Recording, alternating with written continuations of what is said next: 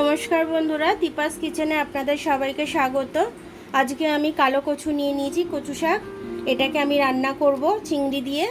তো চলুন আমি কিভাবে রান্না করি এটা তো আমি দেখে নিই। তার আগে আমি এটা ভাবিয়ে নেব। প্রেশার কুকারে আমি দিয়ে দিচ্ছি এগুলো।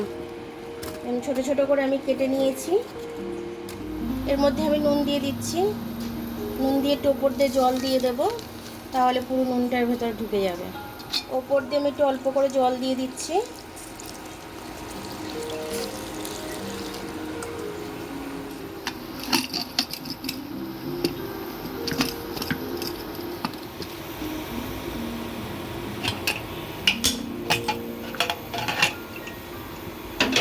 দেখুন বন্ধুরা, আমার কচু শাকটা খুব সুন্দরভাবে সেদ্ধ হয়ে গেছে। এবার আমি এটাকে জল ঝরাতে দেব। কচু শাকটা আমি চিংড়ি দিয়ে করব, তার জন্য আমি চিংড়িগুলো ছাড়িয়ে নিয়েছি। এবার আমি চিংড়িগুলো ভেজে নেব।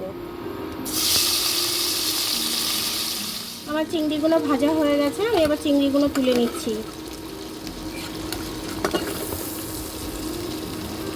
ভাজি নিয়ে আমি বেশি কড়া করে ভাজলে পরে চিংড়ি মাছ খেতে ভালো লাগে না। এই তেলের মধ্যে আমি একটু কালো জিরে ফোড়ন দিয়ে দিলাম। কচুতে একটু কালো জিরে না দিলে টেস্টই আসে না। এবার এটার মধ্যে আমি দিয়ে দেবো কাঁচা লঙ্কা, চিড়ে রেখেছি কিছু, কাঁচা লঙ্কাটা দিয়ে দেবো।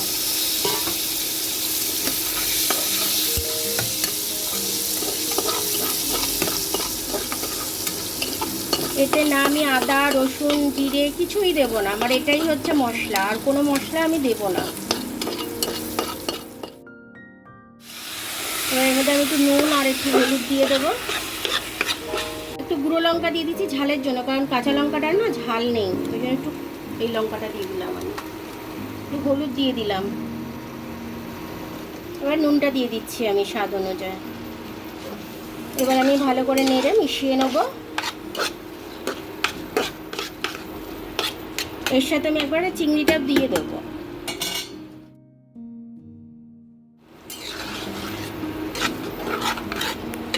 আর কোনো মশলা দেবো না, এটাই হচ্ছে মশলা। নামাবার আগে একটু মিষ্টি দিয়ে দেবো। চাপা দিয়ে দিলাম।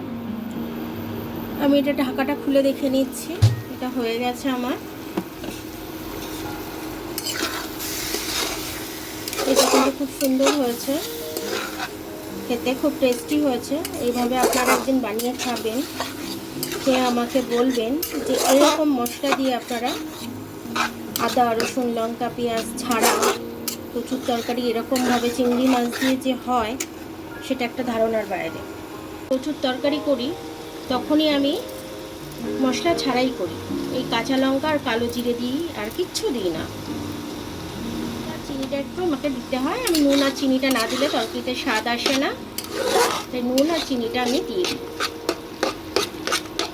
আমি আমার স্বাদ অনুযায়ী চিনিটা দিয়ে নিয়েছি, আপনারা আপনাদের স্বাদ অনুযায়ী চিনিটা দিয়ে নেবেন। বন্ধুরা, আমার চিংড়ি কচুটা হয়ে গেল। তো এইভাবে আপনারা করে খেয়ে নেবেন একদিন, খেয়ে আমাকে কমেন্টস করে জানাবেন যে আপনাদের আমার হাতের রান্নাটা কেমন লাগে, তাহলে আমি খুব খুশি হব। এমনিতেই আপনারা খুব ভালো ভালো কমেন্টস করেন, আমি যাতে খুব খুশি হই, সেই উৎসাহতে আমি আরও ভালো ভালো রান্না করি মশলা কম দিয়ে। তো যাই হোক, তো আমার ভিডিওটা দেখার জন্য অনেক অনেক ধন্যবাদ। আমার ভিডিওটা যদি আপনাদের পছন্দ হয় তাহলে লাইক সাবস্ক্রাইব বেল আইকনটা একটু টিপে দেবেন, আর যদি ফেসবুক থেকে দেখেন তাহলে লাইক আর ফলোটা একটু করে দেবেন। আবার কাল দেখা হবে নতুন রেসিপির সাথে, ততক্ষণ আপনারা ভালো থাকবেন।